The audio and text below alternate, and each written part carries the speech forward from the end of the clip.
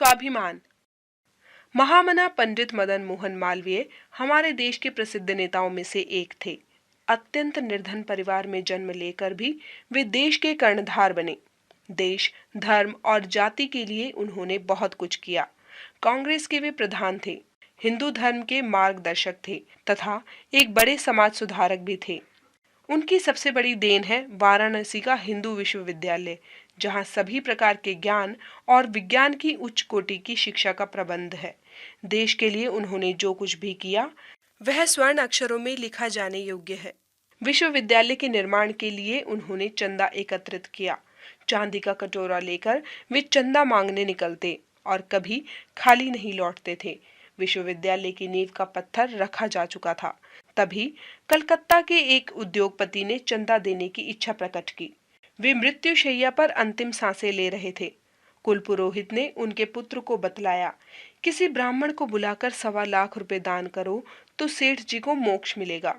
कुलपुरोहित जी के सुझाव पर यह राशि मदन मोहन मालवीय जी को दान में देने का विचार किया गया। पंडित जी से प्रार्थना की गई कि वे इस राशि को स्वीकार करें। उन सबके अनुरोध पर पंडित जी कलकत्ता पहुंचे और विधि विधान पूर्वक इस दान का संकल्प कराया। चांदी के सिक्कों की बहुत बड़ी ढेरी लगी थी। थोड़ा थोड़ा करके इस धन को कट्टों में भरवाया जा रहा था कि सेठ जी का पुत्र बोल उठा, पंडित जी, आपने रुपयों का इतना बड़ा ढेर पहले तो कभी नहीं देखा होगा। पंडित जी निर्धन अवश्य थे, किंतु आत्मसम्मान उनमें कूट कूट कर भरा था। सेठ जी के पुत्र की बात उन्हें आहत कर गई। उन्होंने इस राशि को लेने से इनकार कर दिया। रुपयों की ढेरी को ठोकर मारते हुए उन्होंने कहा, मैं मांगने नहीं आया था, दान देने की इच्छा तुमने प्रकट की थी।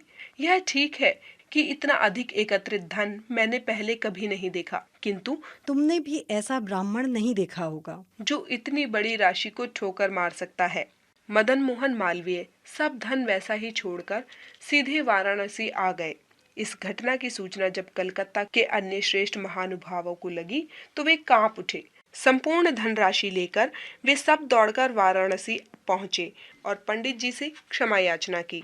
पंडित जी ने उन्हें क्षमा कर वह दान स्वीकार किया और हिंदू विश्वविद्यालय के कोष में जमा करा दिया। मालवीय जी के बारे में प्रसिद्ध है कि वे चांदी के कटोरे में भीख मांगते थे। इसी कारण उन्हें चांदी के कटोरे वाले भिखारी के नाम से जाना जाता था। कहा जाता है कि जब वे मुरादाबाद में चंदा एकत्रित करने पहुंचे तो सब दुकानदारों ने दीवारों पर चांदी के बर्तनों की नुमाइश लगा दी। एक गरीब औरत ने उन्हें चांदी का रुपया दान में दिया, यह कहकर कि वह उसके पूरे जीवन की जमा पूंजी है। मालवीय जी के लिए वह रुपया सबसे कीमती था, जिसे उन्होंने बाद में विश्वविद्यालय के हॉल में मुख्य दीवार पर सजाया।